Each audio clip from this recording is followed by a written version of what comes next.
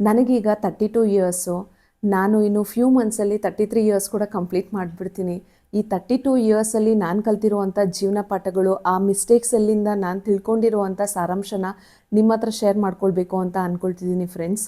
ನೀವೇನಾದರೂ 30ಸಲ್ಲಿದ್ದರೆ ಇನ್ನೂ 30ಸ್ನ ಅಟೈನ್ ಮಾಡಲಿಲ್ಲ ಅಂತ ಹೇಳಿದ್ರೆ ಡೆಫಿನೆಟ್ಲಿ ಈ ವಿಡಿಯೋ ನಿಮಗೋಸ್ಕರ. ಜೀವನದಲ್ಲಿ 17 ಪಾಯಿಂಟ್ಸು ರಿಯಲಿ ತುಂಬಾ ಇಂಪಾರ್ಟೆಂಟ್ ಇರುತ್ತೆ. ಫಸ್ಟ್ ಆ್ಯಂಡ್ ಫಾರ್ಮೋಸ್ಟ್ ಪಾಯಿಂಟ್ ಬಂದು don't compare yourself to others.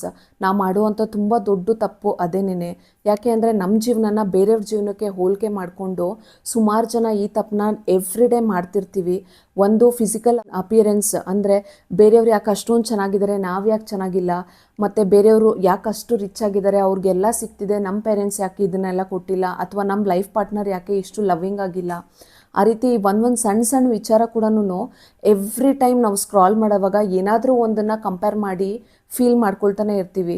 So ಇದಕ್ಕೋಸ್ಕರ ನೀವು ರಿಗ್ರೆಟ್ ಮಾಡೋದನ್ನು ಸ್ಟಾಪ್ ಮಾಡಿ ನೀವು ಯಾವಾಗಲೂ ಬೆಸ್ಟ್ ಅದನ್ನು ತಲೆಯಲ್ಲಿ ಇಟ್ಕೊಳ್ಳಿ. ಎವ್ರಿ ಒನ್ ಲೈಕ್ಸ್ ಯು ಅಂದರೆ ಎಲ್ಲರೂ ನಿಮ್ಮನ್ನು ಇಷ್ಟಪಡೋದಿಲ್ಲ, ಪಡಬೇಕು ಅನ್ನೋ ಅವಶ್ಯಕತೆಯೂ ಇಲ್ಲ.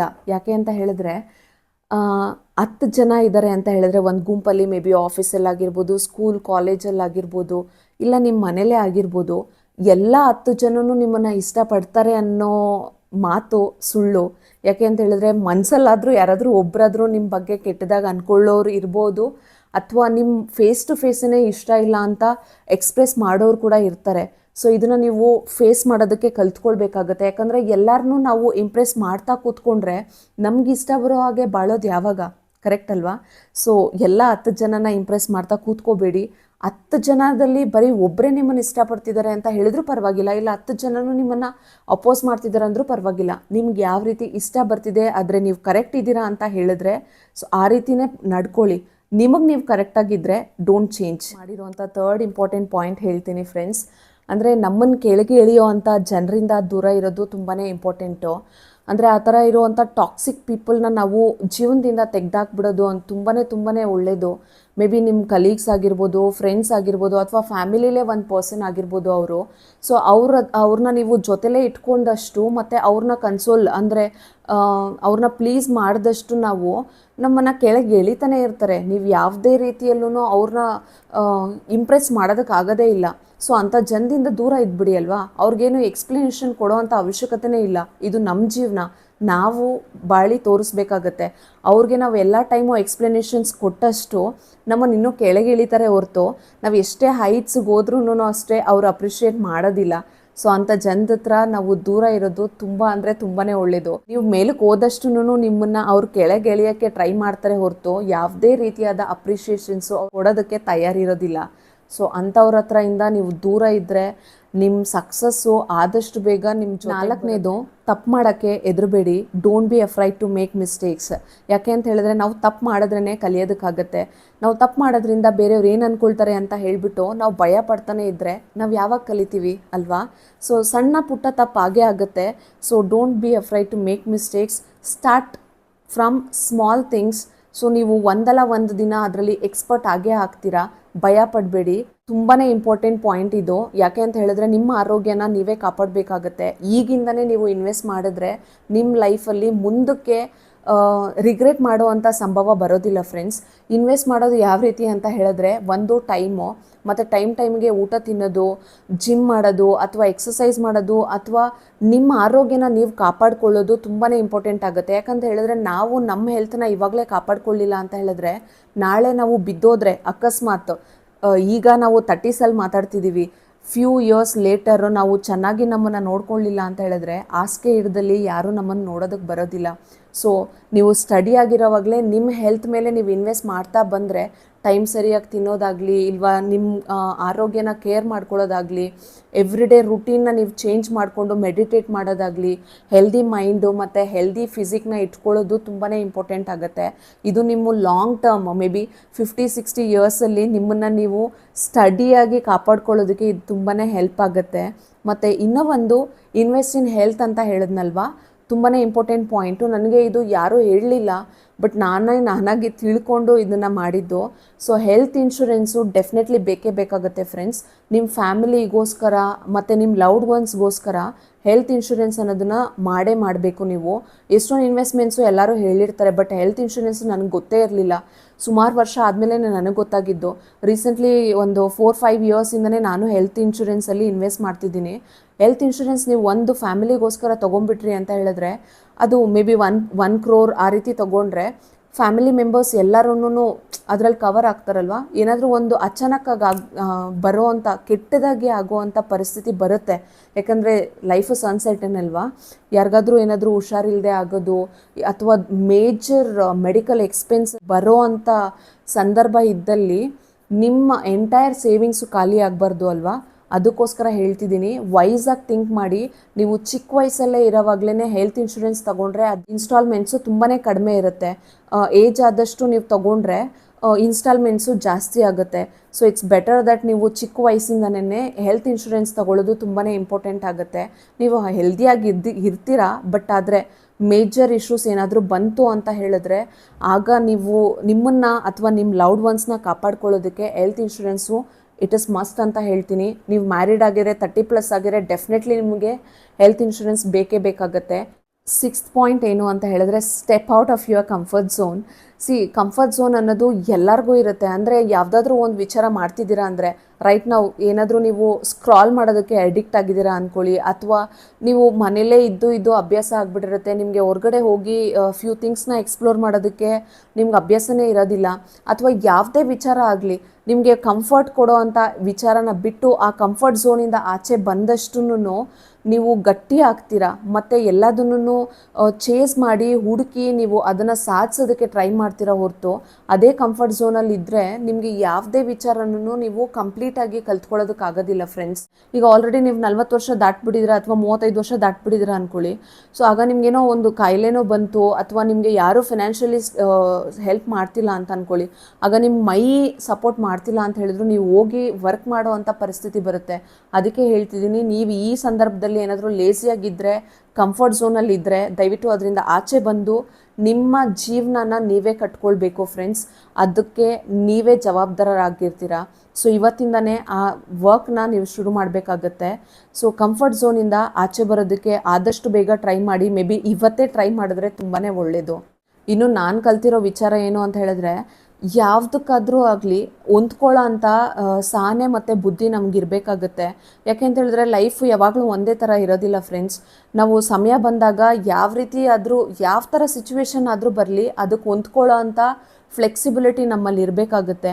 ನಾವು ಆ ರೀತಿ ಫ್ಲೆಕ್ಸಿಬಲ್ಲಾಗಿ ಇದ್ದಲ್ಲಿ ನಮಗೆ ತುಂಬ ಆದಷ್ಟು ಬೇಗ ಬೇಜಾರಾಗೋದಿಲ್ಲ. ಮತ್ತು ಇನ್ನೊಂದು ಲೈಫಲ್ಲಿ ಸೋತೋದ್ವಿ ಅಂತ ಅನಿಸೋದಿಲ್ಲ.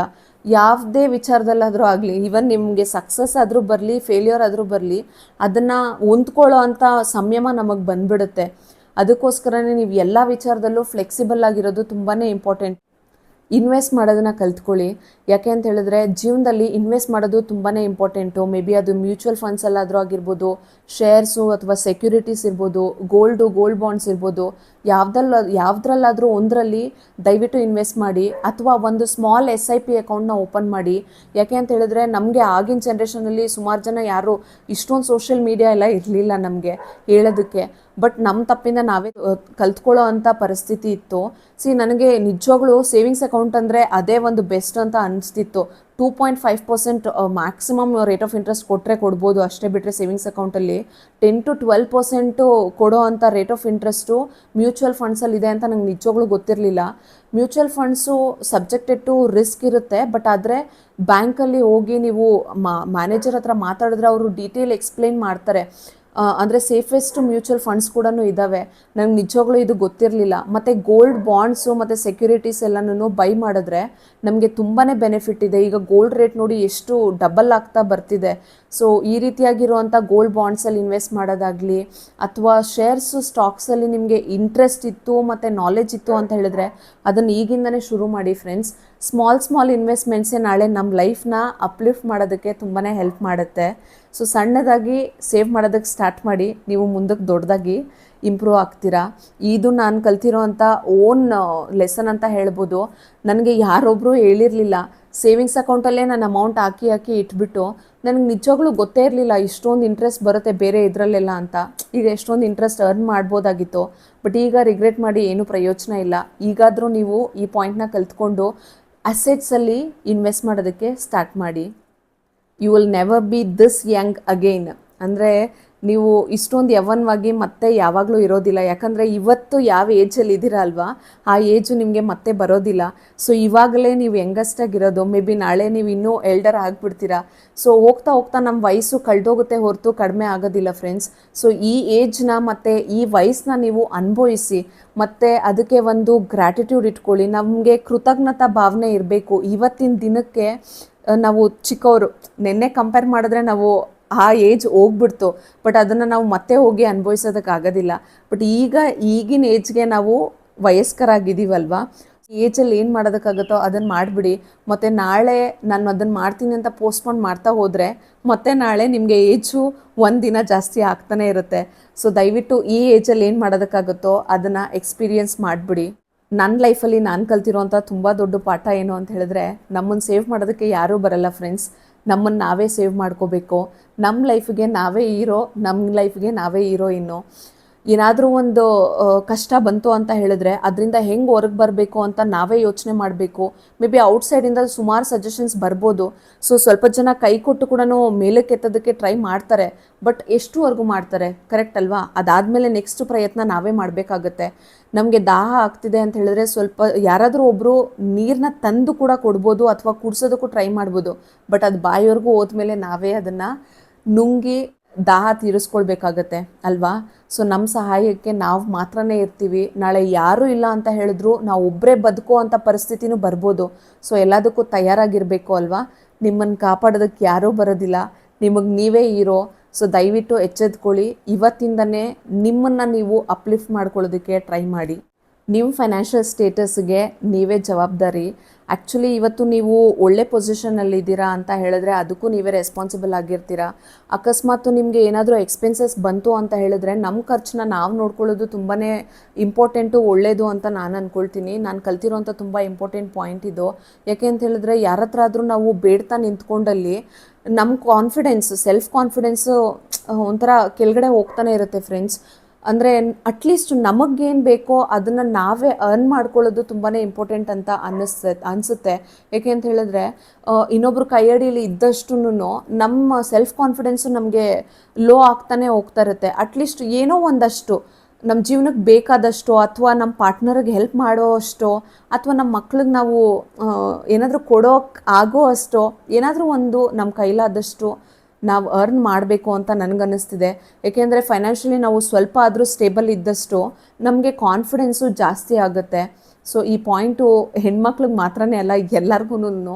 ದಯವಿಟ್ಟು ನಿಮ್ಮ ಅರ್ನಿಂಗ್ಸ್ನ ನೀವೇ ನೋಡ್ಕೊಳ್ಳಿ. ಪೇರೆಂಟ್ಸ್ ಮೇಲೆ ಆಗಲಿ, ಪಾರ್ಟ್ನರ್ ಮೇಲೆ ಆಗಲಿ, ಮಕ್ಕಳ ಮೇಲೆ ಆಗಲಿ ಡಿಪೆಂಡ್ ಆಗಬೇಡಿ. ನಮ್ಮ ಫೈನಾನ್ಷಿಯಲ್ ಸ್ಟೇಟಸ್ನ ನಾವೇ ಸರಿದೂಗಿಸ್ಕೊಂಡು ಹೋಗಬೇಕಾಗತ್ತೆ. ಅದಕ್ಕೆ ನಾವೇ ಒಳ್ಳೆ ಟೈಮ್ಗೆ ವೆಯ್ಟ್ ಮಾಡೋದನ್ನು ನಿಲ್ಲಿಸಿ ಫ್ರೆಂಡ್ಸ್. ಯಾಕೆ ಅಂತ ಹೇಳಿದ್ರೆ ಒಳ್ಳೆ ಟೈಮ್ ಅನ್ನೋದು ಯಾವತ್ತೂ ಬರೋದಿಲ್ಲ. ನಾವೇನಾದರೂ ಮಾಡಬೇಕು ಅಂತ ಅಂದ್ಕೊಳ್ತಿರ್ತೀವಿ ಸುಮಾರು ದಿವಸದಿಂದ, ಬಟ್ ಆದರೆ ಒಂದು ವಿಚಾರ ನಮ್ಮನ್ನು ಕಾಡ್ತಾ ಇರುತ್ತೆ. ನಾವು ಅಂದ್ಕೊಳ್ತೀವಿ ಒಳ್ಳೆ ಟೈಮ್ ಬರಲಿ ಆಮೇಲೆ ನಾವು ಮಾಡೋಣ ಅಂತ. ಬಟ್ ಆ ರೀತಿ ಯಾವುದೂ ಇಲ್ಲ. ನಾವು ಯಾವಾಗ ಶುರು ಮಾಡ್ತೀವಲ್ಲ ಆಗಿಂದನೇ ಒಳ್ಳೆ ಟೈಮ್ ಸ್ಟಾರ್ಟ್ ಆಗುತ್ತೆ.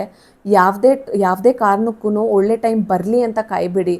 ಒಳ್ಳೆ ಟೈಮ್ನ ಕ್ರಿಯೇಟ್ ಮಾಡೋದು ನೀವೇನೇ. ಆ ರೀತಿ ನಾವು ಕಾಯ್ತಾ ಇದ್ದರೆ ಟೈಮ್ ಹೋಗ್ತಾನೆ ಇರುತ್ತೆ ಹೊರತು ಟೈಮ್ ವೇಸ್ಟ್ ಆಗ್ತಾ ಇರುತ್ತೆ. ಬಟ್ ಒಳ್ಳೆ ದಿನ ಅನ್ನೋದು ಬರೋದೇ ಇಲ್ಲ. ಆ ಒಳ್ಳೆ ದಿನನ ಹುಟ್ಟಾಕೋದು ನಾವೇನೇನೆ ಅಂತ ಹೇಳಿದ್ರೆ ಫರ್ಗಿವ್.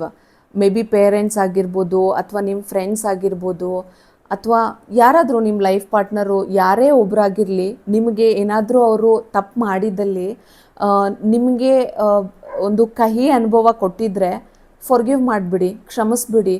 ಯಾಕೆ ಅಂತ ಹೇಳಿದ್ರೆ ಅವ್ರದ್ದು ವಿಚಾರ ನಾವು ತಲೆಯಲ್ಲಿ ಇಟ್ಕೊಂಡಷ್ಟು ಇನ್ನು ನಮ್ಮಲ್ಲಿ ದ್ವೇಷ ಜಾಸ್ತಿ ಆಗುತ್ತೆ ಹೊರತು ಅವ್ರು ಚೆನ್ನಾಗೇ ಆರಾಮಾಗೇ ಇರ್ತಾರೆ. ಬಟ್ ಆ ಬೆಂಕಿ ನಮ್ಮನ್ನೇ ಸುಡುತ್ತೆ ಹೊರತು ಅವ್ರನ್ನ ಏನೂ ಮಾಡೋದಿಲ್ಲ. ಅವ್ರನ್ನ ಕ್ಷಮಿಸ್ಬಿಟ್ರೆ ಆ ಪಾಯಿಂಟ್ ನಮ್ಮ ತಲೆಯಿಂದ ಆಚೆ ಹೋಗ್ಬಿಡುತ್ತೆ. ಸೊ ನಾವು ರಿಲ್ಯಾಕ್ಸ್ಡಾಗಿರ್ತೀವಿ. ಅದಕ್ಕೋಸ್ಕರ ನೀವು ಬೇರೆಯವ್ರು ಏನಾದರೂ ತಪ್ಪು ಮಾಡಿದ್ರೆ ಕ್ಷಮಿಸಿ, ತೊಂದರೆ ಇಲ್ಲ. ಯಾಕಂತ ಹೇಳಿದ್ರೆ ಅವರು ರಿಲ್ಯಾಕ್ಸ್ಡಾಗಿ ಇರ್ತಾರೋ ಇಲ್ವೋ ನಮಗೆ ಗೊತ್ತಿಲ್ಲ, ಬಟ್ ನಾವು ರಿಲ್ಯಾಕ್ಸ್ ಆಗ್ತೀವಿ. ಅಕಸ್ಮಾತ್ ನಾವು ಯಾರನ್ನಾದರೂ ಏನಾದರೂ ಕ್ಷಮಿಸಿಲ್ಲ, ಅವ್ರು ಮಾಡಿದ ತಪ್ಪಿಗೆ ನಾವು ಹಾಗೇ ಸಾಧಿಸ್ಕೊಂಡು ಮನಸ್ಸಲ್ಲೇ ಇದ್ದೀವಿ ಅಂತ ಹೇಳಿದ್ರೆ ಅವ್ರು ಮರ್ತೋಗ್ಬಿಟ್ಟು ಆರಾಮಾಗಿರ್ತಾರೆ. ನಾವೇ ಅದ್ರ ಮೇಲೆ ಯೋಚನೆ ಮಾಡ್ತಾ ತುಂಬ ಕೊರಗ್ತಾ ಕೂತ್ಕೊಳ್ತೀವಿ. ಸೊ ಫಾರ್ಗಿವ್ ಮಾಡೋದು ತುಂಬಾ ಇಂಪಾರ್ಟೆಂಟ್. Forgive and forget. ತುಂಬ ಜನಕ್ಕೆ ಏನಂತ ಮನಸ್ಸಲ್ಲಿರುತ್ತೆ ಅಂತ ಹೇಳಿದ್ರೆ, ನಾನು ಪರ್ಫೆಕ್ಟ್ ಇಲ್ಲ, ನಾನು ಚೆನ್ನಾಗಿಲ್ಲ, ಇಲ್ಲ ನಾನು ಚೆನ್ನಾಗಿಲ್ವೇನೋ ಅನ್ನೋ ಮೈಂಡ್ಸೆಟ್ಟು ತುಂಬ ಜನಕ್ಕಿರುತ್ತೆ. ಈ ಪಾಯಿಂಟ್ನ ಮಾತ್ರ ನಿಮ್ಮ ತಲೆಯಿಂದ ನೀವು ಡೆಫಿನೆಟ್ಲಿ ತೆಗೆದಾಕಬೇಕಾಗುತ್ತೆ. ನಿಮಗಿಂತ ಬೆಸ್ಟು ಇನ್ನೊಬ್ರು ಇಲ್ಲ. ನಿಮ್ಮ ವರ್ಷನ್ನ ಬೇರೆಯವ್ರು ಯಾರೂ ಪ್ಲೇ ಮಾಡೋದಕ್ಕಾಗೋದಿಲ್ಲ. ಸೊ ನೀವು ಯಾವಾಗಲೂ ಬೆಸ್ಟ್ ಅನ್ನೋದನ್ನು ತಲೆಯಲ್ಲಿಟ್ಕೊಳ್ಳಿ. ಸೊ ಯಾವಾಗಲೂ ಕೊರಗೋದನ್ನು ಬಿಟ್ಬಿಟ್ಟು ನೀವಾಗಿರೋದಕ್ಕೆ ಟ್ರೈ ಮಾಡಿ. Be yourself, you are the best now and forever. ತುಂಬ ಇಂಪಾರ್ಟೆಂಟ್ ಪಾಯಿಂಟು. ಸುಮಾರು ಜನ ಇವತ್ತಿನ ಜನ್ರೇಷನಲ್ಲಿ ಈಗಿನ ಕ್ಷಣನ ಅನುಭವಿಸೋದನ್ನು ಬಿಟ್ಬಿಟ್ಟಿದ್ದಾರೆ. ಅಂದರೆ ಲೀವ್ ಇನ್ ಪ್ರೆಸೆಂಟ್. ಯಾವಾಗಲೂ ಅಷ್ಟೇ ನಾವು ಪಾಸ್ಟಲ್ಲಿ ಅಂದರೆ ಹಿಂದೆ ಆಗಿರುವಂಥ ವಿಚಾರಗಳನ್ನ ತಿಳ್ಕೊಂಡು ಅಥವಾ ನೆನೆಸ್ಕೊಂಡು ಬೇಜಾರು ಮಾಡ್ಕೊಳ್ತಾನೆ ಇರ್ತೀವಿ. ಅದನ್ನು ನಿಲ್ಲಿಸ್ಬಿಡಬೇಕು. ಮತ್ತು ಫ್ಯೂಚರಲ್ಲಿ ಏನಾಗುತ್ತೋ ಅಂತ ಭಯ ಪಟ್ಕೊಂಡು ಇವತ್ತಿನ ದಿನನ ಕೈ ಬಿಟ್ಬಿಡ್ತೀವಿ ನಾವು. ಇವತ್ತಿನ ದಿನನ ನಾವು ಚೆನ್ನಾಗಿ ಅನುಭವಿಸಿ ಮತ್ತು ಸಂತೋಷವಾಗಿದ್ದಲ್ಲಿ ಇವತ್ತಿನ ದಿನ ನಾಳೆಗೆ ಒಳ್ಳೆ ಮೆಮೊರಿಯಾಗಿ ಉಳ್ಕೊಂಬಿಡುತ್ತೆ. ನೆನ್ನೆದ್ರ ಬಗ್ಗೆ ಕೊರಗ್ತಾನೆ ಕೂತ್ಕೊಂಡ್ರೆ ನಾವು ಇವತ್ತು ನಾವು ಚೆನ್ನಾಗಿರೋದಿಲ್ಲ. ಇವತ್ತೇ ನಾವು ಚೆನ್ನಾಗಿಲ್ಲ ಅಂತ ಹೇಳಿದ್ರೆ ನಾಳೆ ಇರ್ತೀವೋ ಇಲ್ವೋ, ಸೊ ಯಾರಿಗೆ ಗೊತ್ತು ಅಲ್ವಾ. ಸೊ ಇವತ್ತಿನ ದಿನನ ನೀವು ಚೆನ್ನಾಗಿ ಅನುಭವಿಸ್ಬಿಡಿ, ಆನಂದವಾಗಿದ್ಬಿಡಿ, ಇರೋರನ್ನ ಪ್ರೀತಿ ಮಾಡಿ, ಮತ್ತು ಯಾರಾದರೂ ತಪ್ಪು ಮಾಡಿದರೆ ಫಾರ್ಗಿವ್ ಮಾಡಿ, ಹ್ಯಾಪಿಯಾಗಿರಿ. Life is too short. ಇರೋದ್ರಲ್ಲೇ ನಾವು ಪ್ರೀತಿ ಸಂತೋಷ ಕಂಡ್ಕೊಳ್ಬೇಕಾಗತ್ತೆ. ಇಷ್ಟು ವರ್ಷದಲ್ಲಿ ನಾನು ಕಲ್ತಿರೋದು ಏನು ಅಂತ ಹೇಳಿದ್ರೆ, ಯಾರೇ ಇರಲಿ ಯಾರೇ ಹೋಗಲಿ ನಿಮ್ಮ ಕುಟುಂಬಕ್ಕೆ ನೀವು ಫಸ್ಟ್ ಪ್ರಿಯಾರಿಟಿ ಕೊಡಬೇಕಾಗತ್ತೆ. Family is first and everything is next. So even earnings ಕೂಡ ನೀವು ಫ್ಯಾಮಿಲಿಗೆ ಟೈಮೇ ಕೊಟ್ಟಿಲ್ಲ ಅಂತ ಹೇಳಿದ್ರೆ, ನಿಮ್ಮ ಹತ್ರ ಎಷ್ಟೇ ದುಡ್ಡಿದ್ರು ನಾಳೆ ಫ್ಯಾಮಿಲಿನೇ ಇಲ್ಲ ಅಂತ ಹೇಳಿದ್ರೆ ಯಾರಿಗೋಸ್ಕರ ನೀವು ಇದನ್ನೆಲ್ಲ ಮಾಡ್ತಿದ್ದೀರಾ ಅಂತ ಅನ್ನಿಸ್ಬಿಡುತ್ತೆ. ಸೊ ಫಸ್ಟು ಇಂಪಾರ್ಟೆನ್ಸು ನೀವು ಫ್ಯಾಮಿಲಿಗೆ ಕೊಡಬೇಕು. ಆಮೇಲೆ ಫ್ರೆಂಡ್ಸು, ರಿಲೇಟಿವ್ಸು ನೆಕ್ಸ್ಟ್ ಬರ್ತಾರೆ. ಸೊ ದಯವಿಟ್ಟು ನಿಮ್ಮ ಟೈಮ್ನ, ಒಳ್ಳೆ ಟೈಮ್ನ ನಿಮ್ಮ ಫ್ಯಾಮಿಲಿಗೆ ಕೊಡಿ. ಮತ್ತು ಯಾವಾಗ್ಲೂ ಸಕ್ಸಸ್ ಹಿಂದ್ಗಡೆನೇ ಹೋಗ್ತಾ ಇದ್ದರೆ, ಸೊ ಅವ್ರಿಗೆ ನೀವೇನೂ ಟೈಮೇ ಕೊಟ್ಟಿಲ್ಲ ಅಂತ ಹೇಳಿದ್ರೆ ನಿಮಗೆ ಒಂದು ಒಳ್ಳೆ ಮೆಮೊರೀಸೇ ಉಳಿಯೋದಿಲ್ಲ. ಮೆಮೊರಿಗೋಸ್ಕರನೇ ನಾವು ಫ್ಯಾಮಿಲಿ ಜೊತೆಲಿ ಟೈಮ್ ಸ್ಪೆಂಡ್ ಮಾಡಬೇಕು ಅಂತ ಹೇಳ್ತಿಲ್ಲ. ಬಟ್ ನಾನೇನು ಹೇಳ್ತಿದ್ದೀನಿ ಅಂತ ಹೇಳಿದ್ರೆ, ಪ್ರೀತಿ ಮತ್ತು ಆ ಸಂತೋಷ ಕುಟುಂಬದಿಂದನೇ ಬರೋದು. ಅವ್ರಿಗೋಸ್ಕರನೇ ಅಲ್ವಾ ನಾವೆಲ್ಲನೂ ಮಾಡೋದು. ಸೊ ಅವ್ರ ಹತ್ರನೇ ನಾವು ಚೆನ್ನಾಗಿಲ್ಲ ಅಂತ ಹೇಳಿದ್ರೆ ಏನು ಮಾಡಿನೂ ವ್ಯರ್ಥ. ನಿಮ್ಮ ಪ್ರೀಶಿಯಸ್ ಟೈಮ್ನ ನಿಮ್ಮ ಹಸ್ಬೆಂಡ್ ಆಗಿರ್ಬೋದು, ಅಥವಾ ನಿಮ್ಮ ತಂದೆ ತಾಯಿ ಆಗಿರ್ಬೋದು, ಅಥವಾ ನಿಮ್ಮ ಮಕ್ಕಳಾಗಿರ್ಬೋದು, ಇಲ್ಲ ನಿಮ್ಮ ಫಿಯಾನ್ಸಿ ಆಗಿರ್ಬೋದು, ಯಾರ ಹತ್ರ ಆದರೂ ಸರಿನೇ ನಿಮ್ಮ ಟೈಮ್ನ ನೀವು ಒಳ್ಳೆ ರೀತಿಯಿಂದ ಅವ್ರಿಗೆ ಕೊಟ್ಟು ಸ್ಪೆಂಡ್ ಮಾಡೋದು ತುಂಬಾ ಇಂಪಾರ್ಟೆಂಟ್ ಆಗುತ್ತೆ. ನೀವು ಸಮಯ ಕೊಟ್ರೇನೆ ಆ ಪ್ರೀತಿನ ನಾವು ಶೇರ್ ಮಾಡ್ಕೊಳ್ಳೋದಕ್ಕಾಗತ್ತೆ. ಒಂದು 5 ನಿಮಿಷ ನೀವು ನಿಮ್ಮ ಪೇರೆಂಟ್ಸ್ ಹತ್ರ ಅಥವಾ ನಿಮ್ಮ ಹೆಂಡತಿ ಹತ್ರ ಅಥವಾ ನಿಮ್ಮ ಮಕ್ಕಳ ಹತ್ರ ಕೂತ್ಕೊಂಡು ಪ್ರೀತಿಯಾಗಿರೋ ಅಂಥ ಮಾತುಗಳನ್ನ ಮಾತಾಡಿದ್ರೆ ಅವ್ರಿಗೆ ಎಷ್ಟು ಒಂಥರ ಸಂತೋಷ ಆಗುತ್ತೆ. ನೀವು ಚೆಕ್ ಮಾಡಿ ನೋಡಿ. ನಾನು ಕಲ್ತಿರೋದು ಇಷ್ಟು ವರ್ಷದಲ್ಲಿ ತುಂಬಾ ಇಂಪಾರ್ಟೆಂಟ್ ಏನು ಅಂತ ಹೇಳಿದ್ರೆ, ಫ್ಯಾಮಿಲಿಗೆ ಟೈಮ್ ಕೊಡೋದು. ಅವ್ರಿಗೆ ನಾವು ಟೈಮ್ ಕೊಟ್ಟಷ್ಟು ನಾವು ಕೂಡ ತುಂಬಾ ಖುಷಿ ಪಡ್ತೀವಿ, ಮತ್ತು ಅವರು ತುಂಬ ಖುಷಿ ಪಡ್ತಾರೆ. ಅವ್ರಿಗೆ ಏನು ಬೇಕು ಏನು ಬೇಡ ಮತ್ತು ಅವ್ರಿಗೆ ಏನು ಆಗ್ತಿದೆ ಅನ್ನೋದನ್ನು ಸೂಕ್ಷ್ಮಗಳನ್ನ ನಾವು ಕಂಡಿಡ್ಕೊಂಡ್ರೆ, ಸೊ ಅವರು ಹ್ಯಾಪಿಯಾಗಿರ್ತಾರೆ, ನಾವು ಹ್ಯಾಪಿಯಾಗಿರ್ತೀವಿ. ಸೊ ಹ್ಯಾಪಿ ಫ್ಯಾಮಿಲಿ ಇರಬೇಕು ಅಂತ ಹೇಳಿದ್ರೆ ಫ್ಯಾಮಿಲಿಗೆ ನೀವು ಟೈಮ್ ಕೊಡಬೇಕು. So it's a base line. Family ಹ್ಯಾಪಿಯಾಗಿತ್ತು ಅಂತ ಹೇಳಿದ್ರೆ ನೀವು ಹ್ಯಾಪಿಯಾಗಿರ್ತೀರಾ, ನಿಮ್ಮ ಲೈಫು ಹ್ಯಾಪಿಯಾಗಿರುತ್ತೆ. 32 ಇಯರ್ಸ್ ಲೈಫ್ ಜರ್ನಿಯಲ್ಲಿ ಕಲ್ತಿರೋಂಥ ಅನುಭವಗಳಿವು. ಮೇ ಬಿ ನಿಮಗೆ ಯಾರಿಗಾದ್ರೂ ಒಬ್ರಿಗೂ ಈ ವಿಡಿಯೋ ಯೂಸ್ಫುಲ್ ಆಗುತ್ತೆ ಅಂತ ಅಂದ್ಕೊಳ್ತಿದ್ದೀನಿ.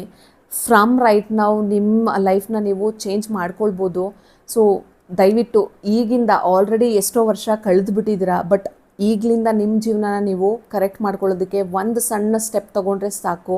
ಅದನ್ನು ನೀವು ಹಾಗೆ ಮುಂದುವರಿಸ್ಕೊಳ್ತಾ ಹೋಗ್ಬೋದು ಫ್ರೆಂಡ್ಸ್. ಸೊ ಈ ವಿಡಿಯೋ ನಿಮಗೆ ಇಷ್ಟ ಆಗಿದೆ ಅಂತ ಬಯಸ್ತಿದ್ದೀನಿ. Will catch you in next vlog. Thank you.